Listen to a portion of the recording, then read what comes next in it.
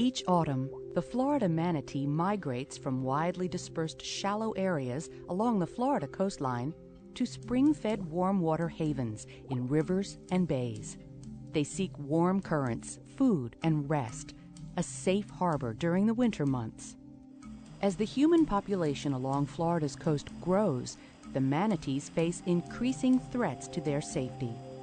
As waterways become more crowded, manatee habitat and their very lives are threatened, pushing them ever closer to extinction. Gentle, curious, endangered. More and more, we share their waterways. It's important that we provide safe harbors for the manatee so they may continue to share their world with us.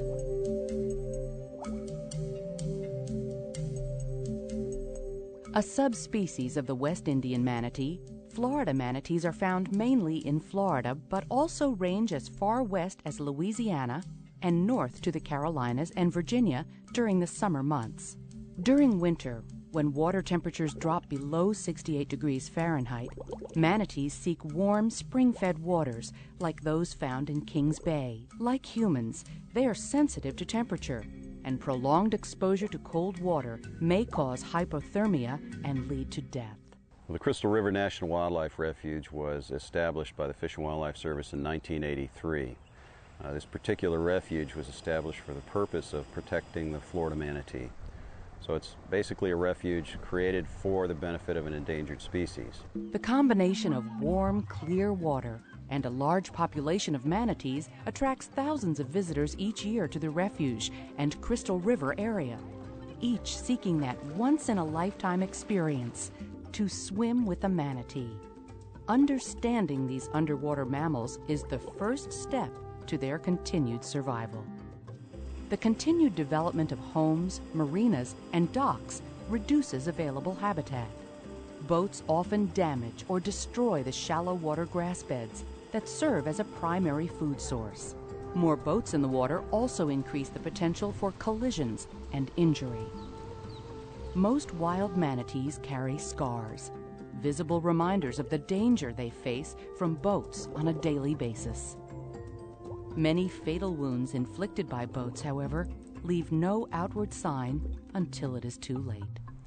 A lot of people feel that we should put prop guards on all the props, but it's not necessarily the prop that causes the most damage. A lot of those cuts will heal. It's that outdrive unit or the keel of the boat that strikes the manatee going maybe 20 miles an hour that does a tremendous amount of damage to ribs that end up puncturing lungs and causing lungs to collapse and later on infections to develop, and it's fatal to the manatee. The U.S. Fish and Wildlife Service, the state of Florida, local law enforcement, and community interests have responded to help the manatee thrive in this shared habitat. Legislation, including the Endangered Species Act, the Marine Mammal Protection Act, and the Florida Manatee Sanctuary Act, provide the basis for manatee protection. Violations of these statutes may result in maximum fines of up to $500 under state law and $100,000 and/or 1 year in prison under federal law. The existing guidelines and regulations at Crystal River ensure that safe interactions for both manatees and humans can continue. As you prepare for your manatee experience, be aware of the guidelines.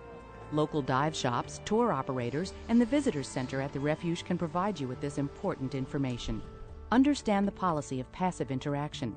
It's a good basis for observing enforced rules and increasing your chances of a successful manatee encounter. The real key to having a good experience with manatees here is passive interaction. We basically want people to understand that the best experience you can have is the one where the manatee has the right of way. We don't interfere with manatee's behavior. If the manatee's resting on the bottom, you let the manatee alone and you try to keep your distance and observe them in a way that will not affect their behavior. There's a lot of excitement that goes along with seeing these animals in the water, and I think it's important to really understand the protection scheme that we have in place and the reasons behind it. And also understand that each person, each individual out there has a responsibility to follow these rules so that this situation can continue. And if it is controlled and managed appropriately, then I think a great many people can benefit from the manatee experience here. These basic interaction guidelines for swimmers and snorkelers will help you have a more successful and more rewarding manatee encounter. Let the manatee come to you. Don't feed manatees or give them water. This may alter their natural feeding patterns, making them dependent on humans. Never poke, prod, or stab a manatee with your hands, feet, or any object. Avoid excessive splashing or noise. Give the manatees their space. Don't chase or pursue them. Never isolate or separate animals, especially a mother and a calf. This constitutes harassment and is against the law. When you significantly change the behavior of the animal, those are things that we look for when we're out patrolling these waterways. For example, if you separate a mother from its calf, or when the manatee is in a resting type mode and you approach the manatee and you change its behavior and they exit the area, that's also a form of harassment. If manatees tend to vacate or leave the area that you're in, let them go. There will be others that do want to come up and have some type of experience with you. Boat operators in the Kings Bay area during peak manatee season need to be aware of several rules and regulations, including posted speed zones, sanctuary boundaries, and the telltale signs that manatees are nearby. When boating, remember, slow down and look for manatee signs. These may include a swirl on the surface of the water, observing a snout, part of a back or tail, or hearing the manatee break the surface to breathe. Stay in marked deep water channels and avoid shallow areas where you may damage seagrass beds. If you are near grass beds, pole, paddle, or use a trolling motor. Lower your anchor slowly into the water, checking first for any signs that manatees are nearby. Never anchor your vessel to any non-permanent structure, such as sanctuary boundary buoys, or to vegetation along the banks. Be prepared to stop or reverse your direction to avoid a collision. Don't discard monofilament line, hooks, or other trash in the water. Always display a dive flag to identify that swimmers, snorkelers, or divers are in the area.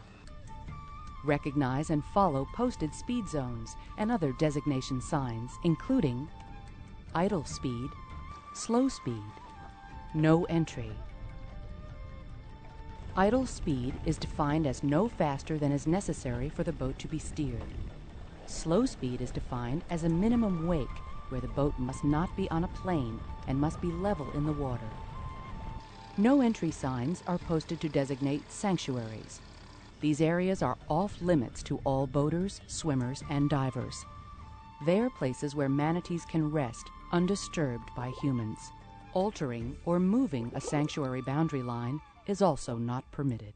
Manatee sanctuaries are designated by a large orange and white buoy stating closed area. On that, it also has a diamond with a cross through it. That's the universal symbol for vessel exclusion. Currently, when the sanctuaries are in place, they are closed to all waterborne activities, which include swimming, fishing, snorkeling, any type of activity. In addition to the posted guidelines and regulations, there are some general tips that may help you encounter manatees in their natural habitat. Wear polarized sunglasses. These will make it easier for boat operators to see beneath the clear waters of the bay and may help spot manatees. Use snorkel gear instead of diving gear. The sound of bubbles from scuba gear may frighten manatees away. Don't wear a weight belt. Float on the surface in a calm manner. Enter the water quietly from your boat. Slowly lower yourself into the water from the side, keeping the noise and splashing to a minimum. Take home only memories and only as many pictures as a manatee will pose for. Never chase or pursue a manatee for that last perfect shot. We're trying to get everybody to have a basic understanding of how to go about going through this manatee experience in a way that's not harmful to the species. So please observe the rules when you're out there, understand the nature of harassment and how to avoid that, and understand the sanctuary boundaries and what they mean, and by all means understand the speed zones and follow the rules. And You know, if everyone complies with that, then I think we have a situation here that'll benefit manatees and people for a long time to come. The U.S. Fish and Wildlife Service has a mandate to preserve and protect wildlife and its habitat for the continuing benefit of the American people. Working with its state and local partners, the service is dedicated to preserving the manatee and its fragile habitat. Public servants, citizens, and visitors to Crystal River all play a crucial role in ensuring the survival of this amazing species.